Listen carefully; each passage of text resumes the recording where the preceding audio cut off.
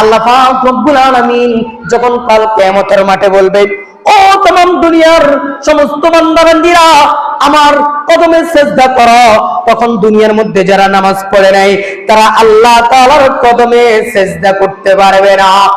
বুখারী শরীফের মধ্যে আছে, আল্লাহ পাক রব্বুল আলামিন বলেন, ও तमाम দুনিয়ার মানুষ, যখন আমি সিজদা করতে বলবো তখন দুনিয়ার মধ্যে যারা নামাজ পড়বে তারা সিজদা করতে পারবে, যারা নামাজ পড়ে নাই তাদের পিঠ কাঠের মতো শক্ত হয়ে যাবে, তারা রুকু করতে চাইলে রুকু করতে পারবে না, তারা সিজদা করতে চাইলে সিজদা করতে পারবে না। আল্লাহকে যখনই তারা আল্লাহর কদমে সিজদা করতে যাবে কোনো সিজদা করতে পারবে না। কাল কিয়ামতের মাঠে আমি যখন বান্দাদেরকে বলবো বান্দা সিজদা করো, তখন আল্লাহ পাক রব্বুল আলামিন বলেন, ইয়াউমা ইউকশাফু আন সাকিন ওয়া ইউদাউনা ইলাস সুজুদি ফালা ইস্তাতিউন।